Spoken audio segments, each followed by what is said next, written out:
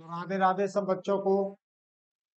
कैसे हो सब लोग? आज तो साल का पहला दिन है, नए साल का पहला दिन है। तो आज का दिन अच्छे से गुजरना चाहिए, तो हम ये ऐसा मान के चलते हैं कि पूरा साल ही बहुत अच्छे से गुजरेगा।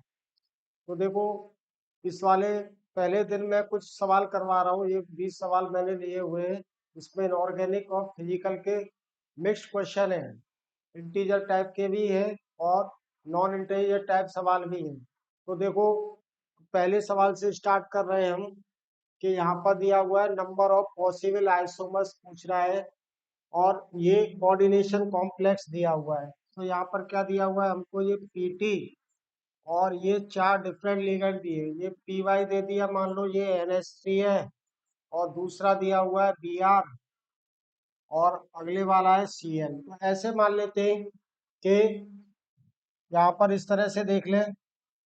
सिंपली क्या करें कि हमारे पास मान लो कि ये कोई भी मेटल हो गया, प्लेटिनम हो गया, और इसके चार डिफरेंट लिगेंड ए ले लिया।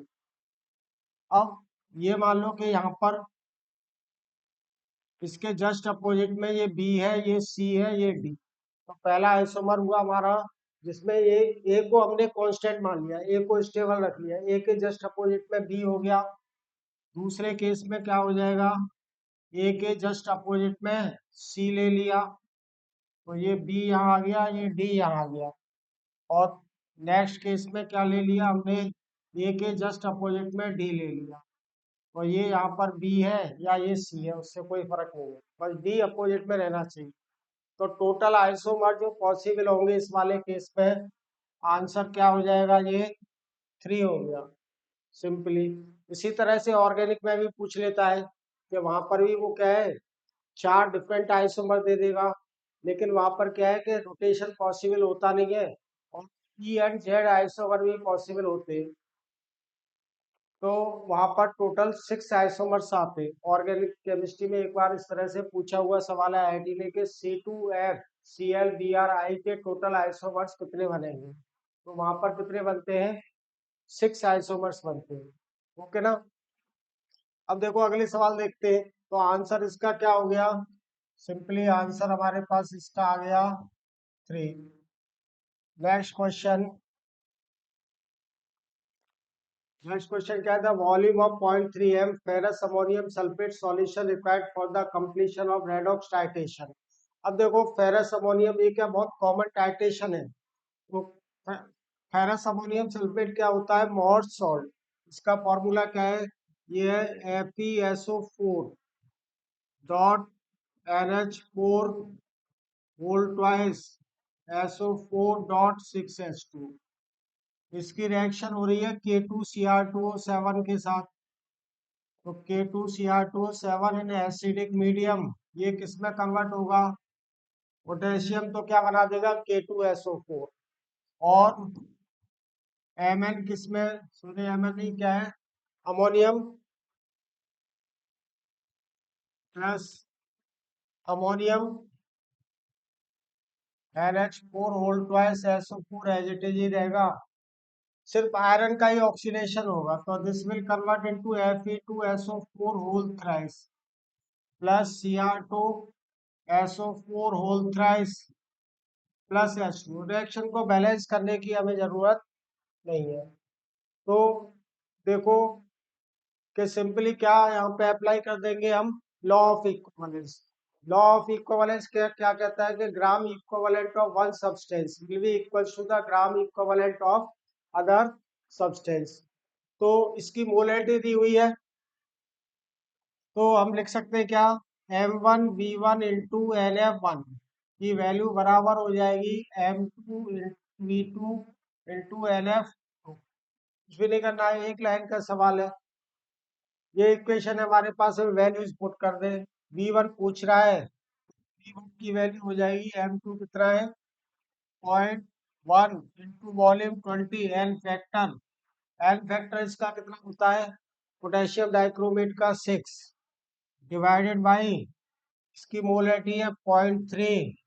तो इसका एन फैक्टर कितना है? देखो, आयरन +2 से +3 में मूव कर रहा है, तो एन फैक्टर इसका सिर्फ 1 है। तो V1 की वैल्यू यहाँ से आ गई कितना? 0.3 से 0.32 या 6, 22 या 40, ये 40 ml आ गया, 40 ml आ गया वॉल्यूम। तो आंसर यहाँ पर हो गया हमारे पास क्या है कि वॉल्यूम आ गया 40 ml, दिस वॉल्यूम। ठीक है ना। अगला सवाल देखते हैं, नेक्स्ट क्वेश्चन। देखो बहुत ही बेसिक सवाल आएगा, कंसेप्ट है तो, और इनमें से अगर एज इट इज सकता तो उससे क्या होगा कि आपका टाइम सेव होगा, कॉन्फिडेंस भी आएगा। Time for 50% completion of zero order reaction is 30 minute. ठीक है ना। तो देखो जीरो ऑर्डर के लिए इक्वेशन क्या होती है, x इक्वल्स टू के इंटू टी। अब k की वैल्यू निकाल लेंगे, x कितना है 50% कंप्लीट हो गया है, ये प्रोडक्ट 50% बन गया, और टाइम कितना दे रहा है, टी हाफ की वैल्यू कितना दे रहा है ये 50/30, यानी कि k की वैल्यू हमारे पास कितना आ गया 5/3। अब क्या करें कि 80% के लिए हमको ये कैलकुलेट करना है। तो x की वैल्यू क्या हो गई 80, ये हमको पता है 5/3, और t कैलकुलेट करना है। तो t की वैल्यू क्या हो जाएगी x अपॉन के, x कितना है 80, और k हमारे पास 5/3, 16 5 जा होता है 80, 16 × 3, तो t की वैल्यू क्या हो गई यहाँ पर 48 मिनट्स सिंपली। ठीक है ना। एग्जैक्ट आंसर आ गया, कोई पॉइंट का भी चक्कर नहीं है। ये क्लियर हो गया सबको। नेक्स्ट क्वेश्चन देखते हैं हम, अगले वाला सवाल। ये क्या कह रहा है देखो, कंसिडर द रिएक्शन, ये रिएक्शन दिया हुआ है CO plus half two is converted to CO2, यानी कि ये पूरा गैसियस स्टेट में है, रिएक्शन है, होमोजीनियस रिएक्शन है। तो इसके लिए डेल्टा Ng की वैल्यू क्या है हमारे पास में, sigma products minus moles of product कह सकते हैं, coefficient sigma of moles of reactant. अब डेल्टा Ng की वैल्यू हमारे पास यहाँ पर क्या आ जाएगी 1 माइनस 1 प्लस हाफ, ये वैल्यू हो गई, तो ये कितनी हो गई -हाफ हो गई डेल्टा Ng की वैल्यू। ये क्लियर। अब डेल्टा यू दिया हुआ है, इसके लिए कितना -281.8 kilo joule per mole, the value of delta H same temperature is. तो डेल्टा एच की वाली इक्वेशन अप्लाई कर दें, क्या है हमारे पास में डेल्टा एच के लिए कि डेल्टा एच बराबर होता है delta U plus delta N G R T. ये सारी वैल्यूज पुट कर देंगे। यू कितना दिया है -281.8 किलो जूल में दिया है, प्लस डेल्टा एन जी की वैल्यू कितनी है हमारे पास -1/2, आर की वैल्यू उसने दी हुई है 8.314, तो टी की भी वैल्यू दी हुई है कितना 300। अब देखो ये वाली जो वैल्यू है वो बेसिकली जूल में आएगी, delta N G by R T जो है इसमें, एन जी आर टी किसकी में आएगा ये जूल में, तो इसको डिवाइड कर देंगे हम 1000 से, तो ये वैल्यू आ जाएगी किसमें किलो जूल में आ जाएगी। ठीक है ना। और इसको कैलकुलेट करने के बाद में हमारा आंसर आ जाएगा, आंसर चेक कर लेते हैं, ये पूरी वैल्यूज करने के बाद में जो आंसर आएगा यहाँ पर वो आ जाएगा delta H equals to -283 kilo joule per mole. ठीक है ना। अब क्योंकि यहाँ पर हमारे यहाँ पर नेगेटिव साइन नहीं दे रहा दिया रहता, तो पहले ही दे देगा कि -x, x की वैल्यू पूछ लेगा कि -x है, तो x की वैल्यू वो पूछ लेगा, इस तरह का सवाल ये है, इंटीजर टाइप का ही सवाल। ठीक है ना। अगला सवाल देखते हैं आफ्टर दिस, तो ये आंसर आ गया इसका -283 किलो जूल पर मोल। ये क्वांटिटी ऐसे ही हमें दिख रहा है बहुत कम रहेगी, 2 के समथिंग रहेगी, तो इसलिए इस तरह से ये वाला आंसर आ जाएगा। आगे देखो next question, how many of the following interhalogen species have two lone pair of electrons on the central atom. अब देखो Cl का स्ट्रक्चर है हमारे पास, Cl क्या में कितने इलेक्ट्रॉन है, टोटल 7 इलेक्ट्रॉन है, 7 में से 3 बॉन्डिंग कर रहे हैं। अगर 3 बॉन्डिंग कर रहे हैं तो कितने लोन पेयर बचे, मतलब कितने इलेक्ट्रॉन बचे, 4। 4 का मतलब हमारे पास क्या हुआ, 2 लोन पेयर बचे। तो यहाँ पर लोन पेयर की वैल्यू हो गई कितनी, 2। अगले वाला पार्ट देख लेते हैं।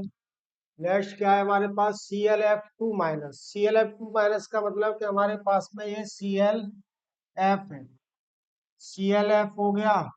अब इसके पास 3 लोन पेयर है और एक F- और आ गया, तो ये वाले 3 लोन पेयर तो एज इट इज ही रहे, उससे कोई फर्क नहीं पड़ा क्योंकि ये पॉजिटिव वाला तो है नहीं। यहाँ पर एक क्या आ गया, F और आ गया, तो टोटल क्या हो गया इस पर नेगेटिव चार्ज किया है, Clf2-। यानी कि यहाँ पर लोन पेयर की वैल्यू कितनी है, 3। आफ्टर दिस अब अगला वाला देखो कि Clf5 है, तो Clf5 में यानी कि Cl के पास कितने हैं, 5 इलेक्ट्रॉन, 5 में से एक एक, मतलब सॉरी Cl के पास 7 इलेक्ट्रॉन है, 7 में से हर एक इलेक्ट्रॉन 5 फ्लोरीन के साथ बॉन्डिंग कर रहा है। ये F, एक ये F, ये F, ये F, ये F।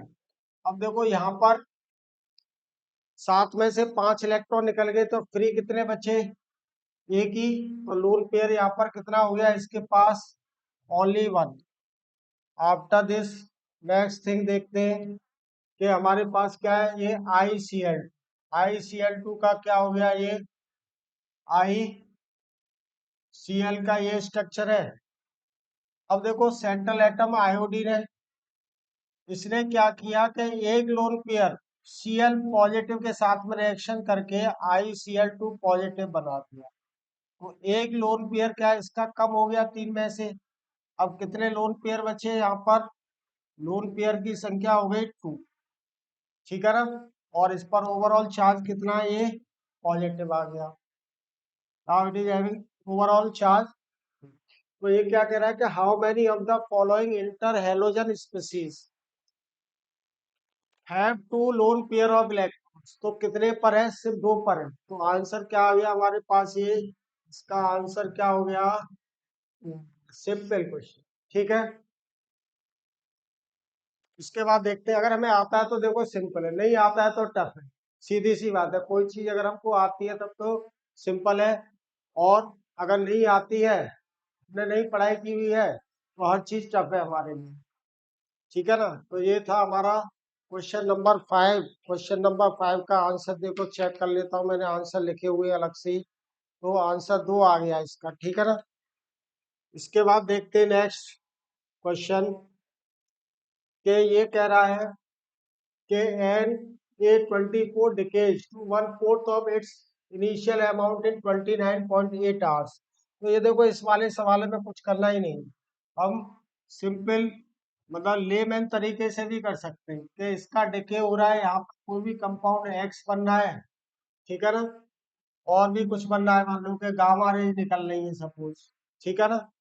तो इसका इनिशियल अमाउंट है हमारे पास 100% और इसका अमाउंट 0 है। तो फर्स्ट टी हाफ के बाद में, फर्स्ट टी हाफ के बाद में ये कितना बचेगा, यहाँ पर 1/2, ये कितना बन जाएगा, 1/2 ही बनेगा।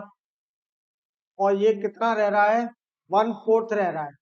1/4 कब रहेगा, यानी कि सेकेंड टी हाफ के बाद ये कितना हो जाएगा, यहाँ पे 1/4, और ये कितना बन जाएगा, 3/4 बन गया, ठीक है।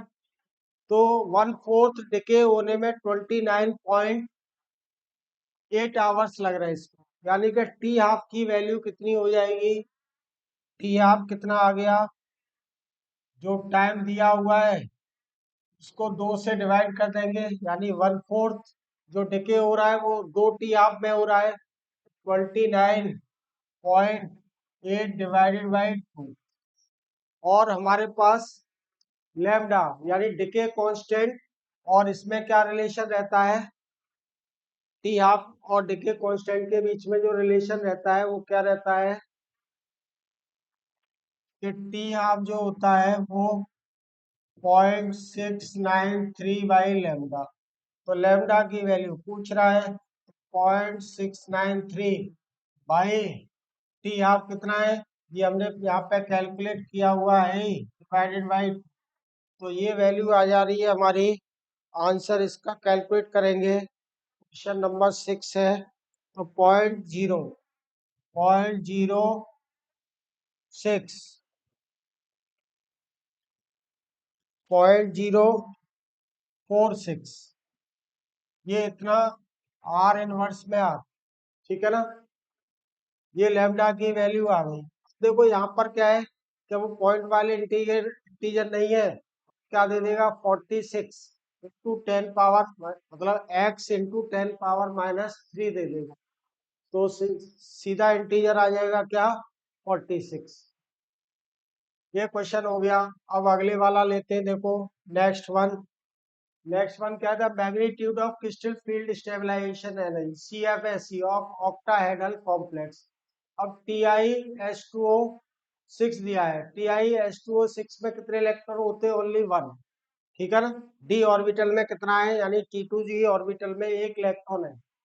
और इसके लिए वाली वैल्यू दे रहा है 7680 सेंटीमीटर इनवर्स दे रहा हूँ।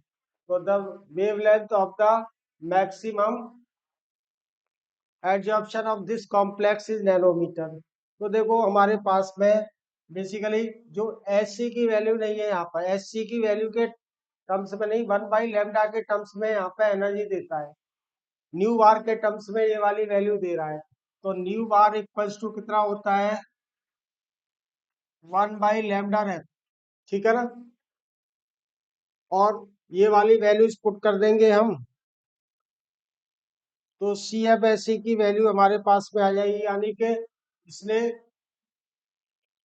The magnitude of crystal field stabilization energy of octahedral complex. तो CFSE की वैल्यू कितनी होती है यहाँ पर, कि CFSE बराबर होता है -0.4 into NX plus 0.6 into NY into lambda naught, ठीक है ना। तो वेयर NX और NY क्या है, N क्या है कि number of electrons in T2G orbitals, और Y क्या है number of electrons in EG orbitals. EG orbital में 0 इलेक्ट्रॉन है। तो CFSE की वैल्यू हमारे पास क्या आ जाएगी यहाँ पर, -0.4 इंटू N की वैल्यू 1 इंटू लैम्डा नॉट के आ जाएगी, ठीक है ना। और वो क्या पूछ रहा है, the wavelength at the maximum adsorption पूछ रहा है। अब लैम्डा नॉट की वैल्यू दी हुई है, यानी क्रिस्टल फील्ड स्टेबलाइजेशन एनर्जी, क्या दे रहा है, magnitude of crystal field stabilization energy is given this one, and the wavelength पूछ रहा है। तो वेवलेंथ के लिए क्या करेंगे हम, सिंपली इसको 1/λ से यहाँ से डिवाइड कर देंगे। पूरा कैलकुलेशन करने के बाद में, यानी कि न्यू बार की वैल्यू, सॉरी 1/λ इक्वल है हमारे पास कितना हो जाएगा, -0.4 इंटू लैम्डा नॉट कितना है 7680 इंटू क्या हो जाएगा, ये सेंटीमीटर इनवर्स में दी हुई है, और आंसर किस में पूछ रहा है, वो नैनोमीटर में। तो क्या करेंगे, इसको 10 पावर -7 से मल्टीप्लाई कर, ठीक है ना, सॉरी +7, क्योंकि 1 सेंटीमीटर इक्वल क्या हो जाएगा, 10 पावर +7 से, ठीक है। तो ये वाली वैल्यू आ जाएगी हमारे पास में, सॉरी -7 ही रहेगा,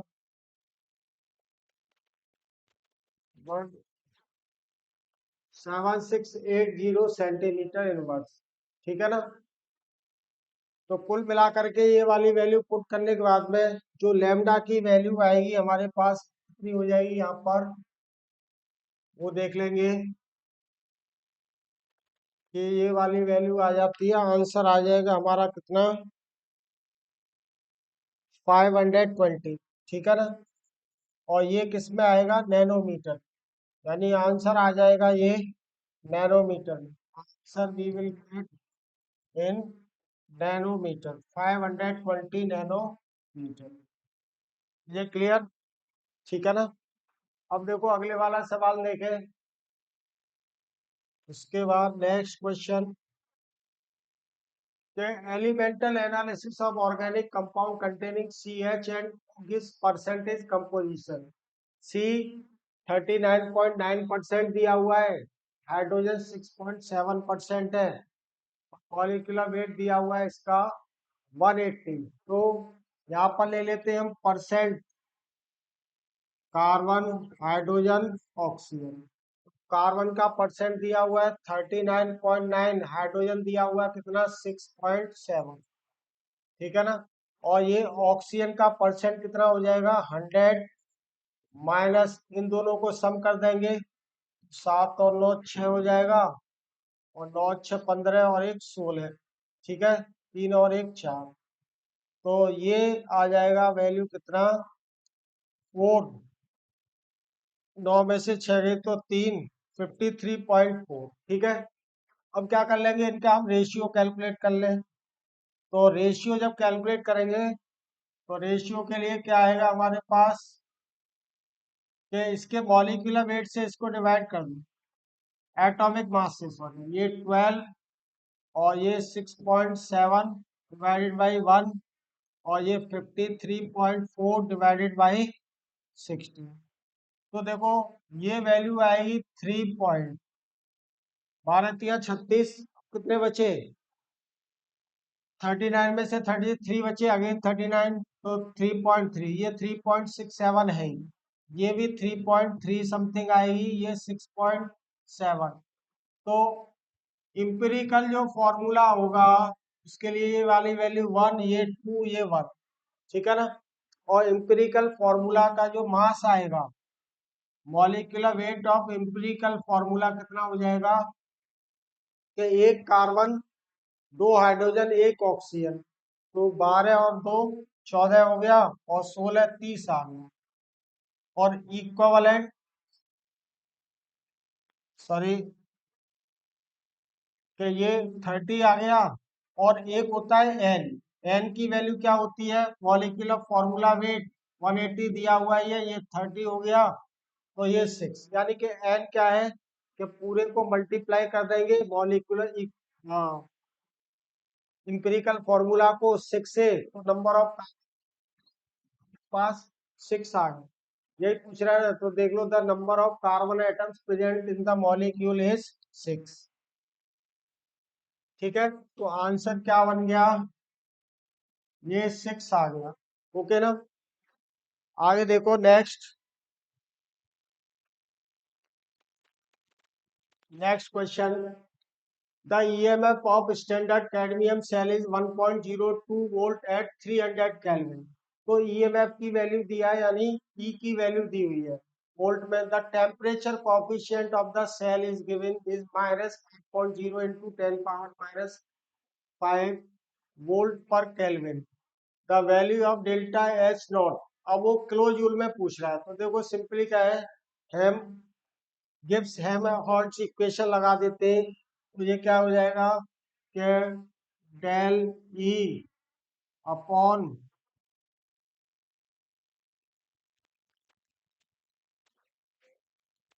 डेल टी। ठीक है ना। ये क्या होता है, एट कांस्टेंट प्रेशर, ये इसको कहते हैं हम टेम्परेचर कोफिशिएंट।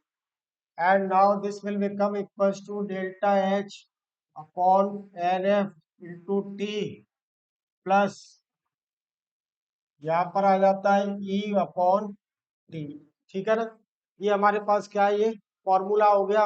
अब देखो इसकी डायरेक्ट वैल्यू जो पुट करेंगे हम, डायरेक्ट वैल्यू करने के बाद में इसकी वैल्यू हमको दी हुई है कितनी, माइनस, ये वैल्यू दिया हुआ है -5.0 into 10⁻⁵ equals to delta H की वैल्यू हमें कैलकुलेट करनी है। अब कैडमियम सेल है, कैडमियम सेल के लिए ये क्या, नंबर ऑफ इलेक्ट्रॉन ट्रांसफर। तो कैडमियम सेल के लिए जो इलेक्ट्रॉन ट्रांसफर होते हैं वो 2 इलेक्ट्रॉन, यानी कि CD is converted to CD2 positive, ठीक है ना। आफ्टर दिस और क्या चाहिए हमको, फैराडे कांस्टेंट। ये दिया हुआ है 96500, टेम्परेचर ऑलरेडी इज गिवन, कितना है 300 केल्विन, प्लस ई की वैल्यू दिया हुआ है कितना, ये 1.02 डिवाइडेड बाई क्या हो जाएगा ये ई अगेन 300। तो डेल्टा एच यहाँ से जब कैलकुलेट करेंगे तो ये वैल्यू आ जाएगी हमारी, आप लोग चेक कर लेना, ठीक है ना। किलो जूल पर मोल में यहाँ से कैलकुलेट करेंगे तो वैल्यू आएगी जूल में। तो now this value we will get -196.86 kilo joule per mole. अब यहाँ पर अगर इंटीजर मतलब जेई मेन में या एडवांस में इंटीजर का सवाल पूछेगा तो वो नेगेटिव साइन पहले दे देगा, ओके ना। और ये वाला को इंटीजर के फॉर्म में नियरेस्ट इंटीजर देगा, वो रेंज नहीं देता है यहाँ पर, तो क्या आ जाएगा वो 96 की जगह क्या हो जाएगा 197 आ जाएगा, ठीक है ना। ये क्लियर हो गया। इसके बाद देखते हैं नेक्स्ट क्वेश्चन, अगला सवाल क्या है कि for the reaction H2 plus half 2 equals to H2O liquid, the following information is given। T दिया हुआ है, डेल्टा H नोट दिया हुआ है, एस नोट के लिए दिया हुआ है। तो पहले क्या पूछ रहा है, delta S note universe. Delta S note universe के लिए क्या करेंगे हम, कि पहले हम delta S of the system calculate कर लेंगे, ठीक है ना। तो delta S not of system ये क्या हो जाएगा, sigma of delta S dot of products minus sigma of delta S dot of reactant, ठीक है ना। तो ये सारी वैल्यूज पुट करने के बाद जो वैल्यू हमारे पास आएगी, ये मैंने देखो लिख लिया है जिससे कि कोई कंफ्यूजन नहीं रहे। तो ये वाली वैल्यू आ जाती है, सॉरी ये वाली वैल्यू मैंने लिखी नहीं है, ठीक है ना, सिर्फ आंसर लिख लिया है। तो चलो यहाँ से वैल्यूज पुट कर देंगे। डेल्टा एस नॉट मतलब प्रोडक्ट क्या है हमारे पास, लिक्विड H2O। तो लिक्विड H2O के लिए दी हुई है 70, और ये माइनस ये वाली वैल्यू कितनी है, H2 के लिए दी हुई है 130, और प्लस ये देखो यहाँ पे हाफ मोल है, ये फुल मोल के लिए दी हुई है, तो ये वाली वैल्यू कितनी हो जाएगी 102 आ गई, ठीक है। इसको सॉल्व करेंगे तो ये वाली वैल्यू हो जाएगी कि 130 माइनस 70 करेंगे तो 60 बचेगा, 7 और 6 13 60, ठीक है ना। और ये 102 तो ये आ जाएगा 162, सॉरी हाँ ये 60 बचा, तो ये 162 आ गई ये वाली। अब क्या करें कि हम सराउंडिंग के लिए निकाल लेते हैं डेल्टा एस, और delta S not of surrounding की वैल्यू क्या हो जाएगी, डेल्टा एच बाई टी। तो ये वैल्यू अगेन हमारी पास में क्या आ जाएगी, -285 डिवाइडेड बाई 300 केल्विन, ठीक है ना। अब इसकी वैल्यू शायद मैंने इसकी भी नहीं लिखी हुई है। और हमारे पास क्या हो जाएगा, क्या delta H delta S of universe, universe की वैल्यू क्या होगी, डेल्टा एस ऑफ सिस्टम, ये एस दो यार कवर होगा,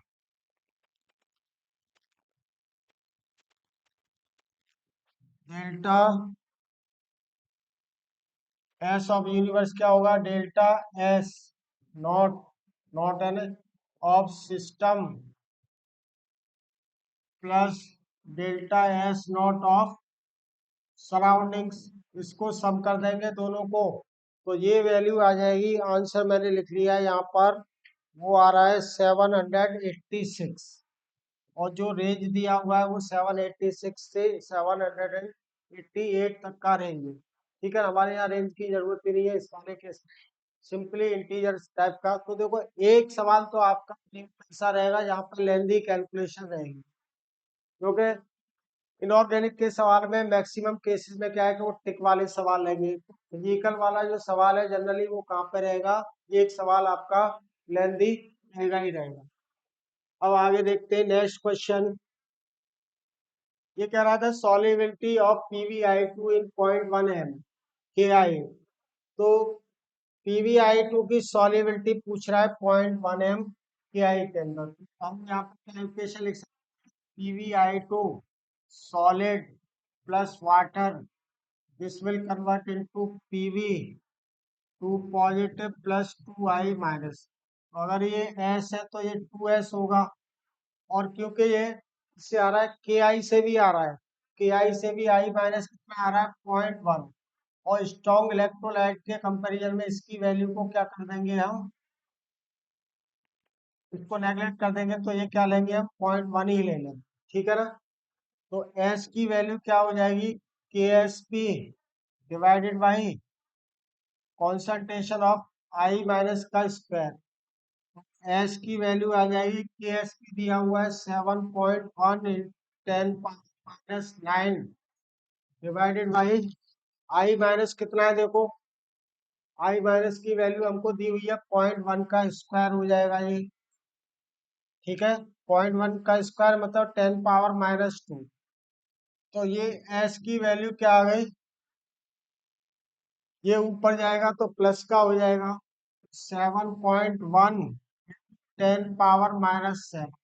अब -7 उसने ऑलरेडी दिया हुआ है यहाँ पर, तो हमारा इंटीजर क्या आ गया, यानी जो भी आया है कितना हो जाएगा 7.0 इंटू 10⁻⁻7 है। तो आंसर क्या आ गया 7।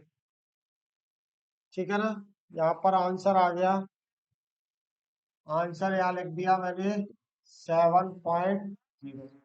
सिंपली राउंडेड ऑफ करना है हमको इंटीजर फॉर्म में। इसके बाद देखते हैं नेक्स्ट क्वेश्चन। अगले वाला सवाल क्या था, electron of hydrogen atom is in its and core orbit having de Broglie wavelength दिया हुआ है 13.4 angstrom, the value of N पूछ रहा है। ठीक है ना, तो हमारे पास में क्या है, फॉर्मूला है ये पाई आर एन के 2 पाई आर की वैल्यू, ये तो क्या सर्क्यूमफरेंस हो गई, और सर्क्यूमफरेंस में जितने नंबर ऑफ वेवलेंथ होंगे वो एल लेमडा के बराबर आ गया। कौन से वाले वेवलेंथ, डी ब्रॉगली वेवलेंथ। अब 2 पाई, 2 पाई पाई की वैल्यू 3.14 इंटू आर की वैल्यू कितनी दे रहा है वो 0.53 इंटू एन स्क्वायर बराबर हो गया एन इंटू लेमडा की वैल्यू पूछ रहा है, नहीं सॉरी क्या पूछ रहा है, वैल्यू ऑफ एन, एन की वैल्यू पूछ रहा है। तो स्क्वायर से कैंसिल आउट हो जाएगा। ठीक है ना, तो ये वाला स्क्वायर एन स्क्वायर से स्क्वायर कैंसिल हो जाएगा इस वाले एन से, तो एन की वैल्यू कितनी हो जाएगी, लेमडा कितना दिया हुआ है 13.4 डिवाइडेड बाई 2 इंटू 3.14 इंटू 0.53, ये स्मॉल एन की वैल्यू आ गई। ठीक है ना, अब देखो कि यहाँ पर क्या है कि हमारे पास ये एन बराबर हो जाएगा, इसको पूरे को कैलकुलेट करेंगे तो 4.0 समथिंग। तो नियरेस्ट इंटीजर पूछ रहा है, राउंडेड ऑफ करना है, तो क्या हो गया 4.0। तो आंसर आ गया आपका 4.0, आंसर 4.0। ठीक है ना, यहाँ पर देख लेता हूँ मैं क्वेश्चन नंबर कौन सा है ये, 12। 12 का आंसर है 4.02। तो नियरेस्ट इंटीजर में क्या आ गया 4। ठीक है ना, आगे देखते हैं नेक्स्ट क्वेश्चन। अब ये तो क्या है डायरेक्ट करने वाले सवाल था, correct order of the melting point of group 15 fluoride. तो मेल्टिंग पॉइंट जनरली इस पर डिपेंड करता है कि inter molecular forces of attraction अब वो उसका यहाँ पे कोई क्राइटेरिया है नहीं, तो सिंपली किस पर डिपेंड करेगा, मॉलिक्यूलर वेट। मॉलिक्यूलर वेट किसका होगा, या एटॉमिक वेट जो सेंट्रल एटम का है, तो डाउन द ग्रुप मूव करेंगे वो एटॉमिक वेट बढ़ता जाएगा। Phosphorus, arsenic, antimony, bismuth. तो आंसर क्या आ जाएगा, सिंपली ये आंसर क्या आपका आ गया, क्वेश्चन नंबर 13 का आंसर हो गया ए। ठीक है ना, इसमें कुछ सोचना ही नहीं है। इसके बाद देखते हैं अगला सवाल। ये भी वैसा ही है, NaF, KF, MgO, COR crystalline solid, they have NaCl structure, कोई लेना देना नहीं है। Their lattice energies, lattice energies का पूछ रहा है, तो लैटिस एनर्जी किसकी ज्यादा होती है, जिसका साइज छोटा होता है।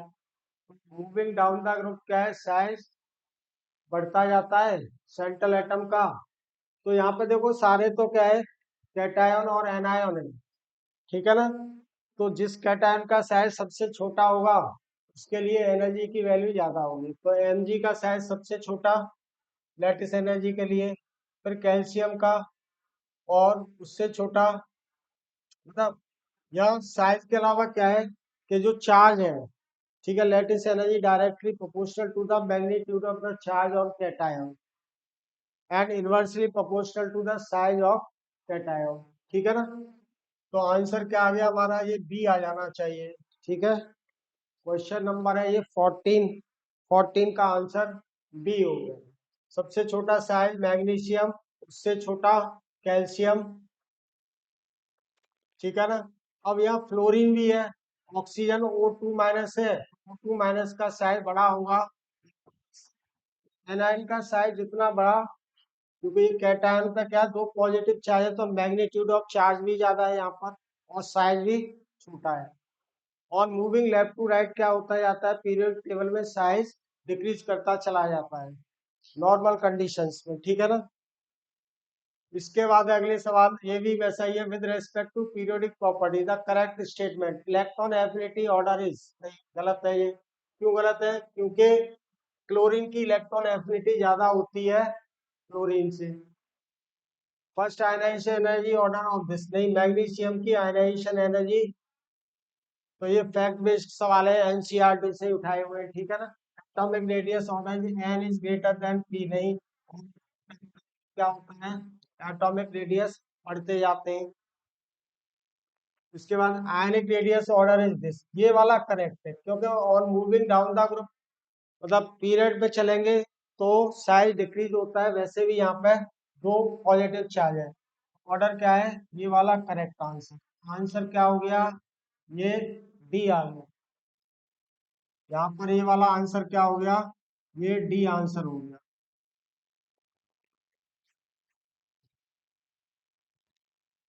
ठीक है। इसके बाद देखते हैं अगला सवाल। Now this is answer D. Question number था ये 15 का आंसर डी। इसके बाद ये भी देख लो, among the following metal carbonyl the one with the highest metal carbon back bonding, तो देखो ये वाला एम है, ठीक है ना। अब यहाँ पर क्या था, नेगेटिव चार्ज था, और इस पर क्या है, ये पॉजिटिव चार्ज। अगर यहाँ पर इसके पास लोन पेयर है तो ये क्या करेगा, बैक बॉन्डिंग कर लेगा, M double bond C double bond, और इस पर पॉजिटिव चार्ज आ जाएगा, ठीक है ना। तो बैक बॉन्डिंग किस में स्ट्रांग होगी, किस केस में बैक बॉन्डिंग स्ट्रांग होगी, कि अगर इस पर नेगेटिव चार्ज है, मान लो एक केस में, सॉरी थोड़ा सा दूसरे कलर से ले लेंगे इस वाले से, ठीक है ना। अगर मान लो कि इस पर क्या है, हमारे पास ये नेगेटिव चार्ज है और यहाँ पर तो ये पॉजिटिव चार्ज है ही, अगर ये इजीली इलेक्ट्रॉन दे रहा है, नेगेटिव चार्ज है, तो क्या बनेगा, ये MC। अब ये डबल बॉन्ड, इसको क्या कहते हैं हम, सिनर्जी बॉन्ड, ठीक है ना। तो ये किस वाले केस में कह रहा है, हाईएस्ट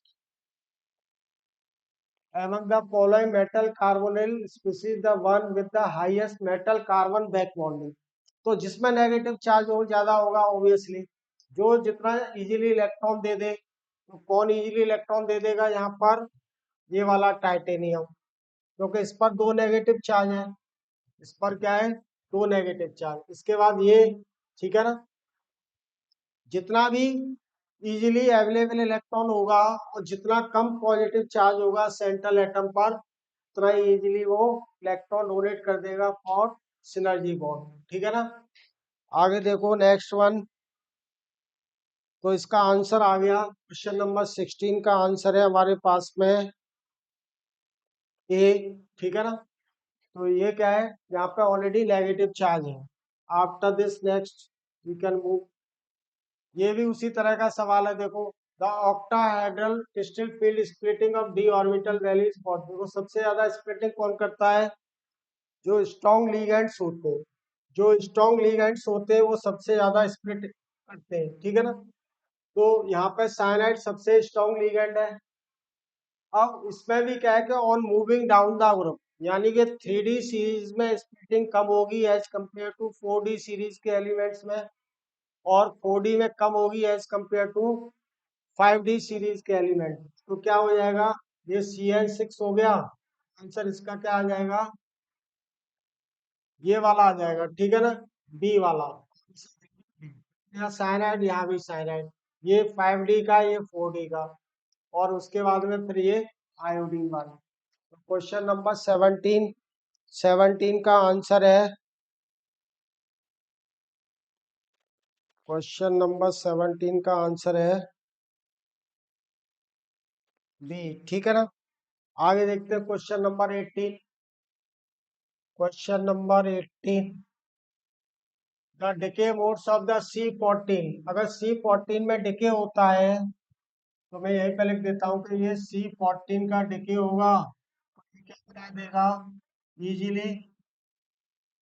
यहाँ पर हमको क्या करना है, क्या 14 और ये क्या है, यहाँ 6 है। फिर ये देखो, जो स्टेबल आइसोटोप के लिए एटॉमिक मास नाइट्रोजन का भी 14 होता है, और ये 7 हो जाएगा। तो ये किससे होगा, ये बीटा डिके से होगा, -1 जी, ठीक है। और दूसरा केस देख लेते हैं हम यहाँ पर, क्या वो क्या कह रहा है, O14 है। O14 को भी किस में जाना है, नाइट्रोजन 14 में इजीली चला जाएगा। तो ये किससे जा सकता है, बाई पॉजिट्रॉन एमिशन, +1 लिख दिया, ये 0, ओके ना। इसी तरह से बीटा को क्या लिख सकते हैं, -1 E0।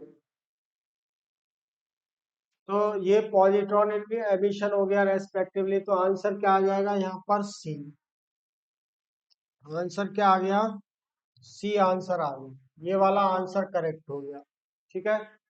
इसके बाद है, तो क्वेश्चन नंबर ये था 18, 18 का आंसर है हमारे पास में सी। आफ्टर दिस क्वेश्चन नंबर 19, 19 क्या है, consider the following 4 xenon compounds HCF2, HCF4, HCF6, HCO3। तो देखो यहाँ पर क्या कह रहा है, the pair of xenon compounds expected to have non zero dipole moment. अब यहाँ पे ज्योमेट्री के अलावा हमें इनकी शेप भी चाहिए। तो शेप में देखेंगे तो पहले क्या है हमारे पास में, XeF2 है। पहले इसका स्ट्रक्चर बना लें। देखो XeF2 में कितने, Xe के पास वैलेंस शेल के अंदर 8 इलेक्ट्रॉन से 2 इलेक्ट्रॉन दे दिए, तो 3 लोन पेयर बचे। 3 लोन पेयर और 2 बॉन्ड पेयर। तो हाइब्रिडाइजेशन क्या हो जाएगा, sp3d। sp3d हाइब्रिडाइजेशन में लोन पेयर ऑलवेज कहाँ पर स्टेबल रहते हैं, कहाँ पर रहते हैं, इक्वेटोरियल पोजीशन पर। Lone pairs are on equatorial position, और बॉन्ड पेयर कहाँ रहेंगे, एट एक्सियल पोजीशन। तो इसके लिए जो mu will be equals to क्या हो जाएगा, 0। म्यू, इसके लिए म्यू की वैल्यू क्या होगी, 0। अगेन दूसरा देख लेते हैं हम, तो दूसरे वाले केस में क्या है, XCF4 है। XCF4 में अगेन क्या है हमारे पास में, वैलेंस शेल के अंदर 8 इलेक्ट्रॉन, 8 में से 4 बॉन्डिंग कर रहे हैं, 4 बचे। तो 4 किस में बचे होंगे, बॉन्ड पेयर में, ठीक है। तो यानी दो, सॉरी 4 किस में बचे होंगे, लोन पेयर्स में। तो 2 lone pair of electron, 4 bond pair. Hybridization sp3d2। अब sp3d2 हाइब्रिडाइजेशन में क्या होता है, सारी पोजीशन ना तो इसमें एक्सियल होता है कुछ और ना ही इक्वेटोरियल, क्योंकि सारी वैलेंसीज कैसी होती है यहाँ पर, इक्विवेलेंट होती हैं। तो this is fluorine, fluorine, fluorine and fluorine. तो इसके लिए म्यू की वैल्यू क्या हो जाएगी, 0। For this mu equals to 0। इसी तरह से XCF6 में देख लें। XCF6 में क्या है हमारे पास के 8 में से 6 इलेक्ट्रॉन ने तो बॉन्ड बना लिए, 6 इलेक्ट्रॉन ने बॉन्ड बना लिए, 2 2 4 और 2 6, और एक क्या रहा यहाँ पर, लोन पेयर रहा। मान लो ये 6 हो गए।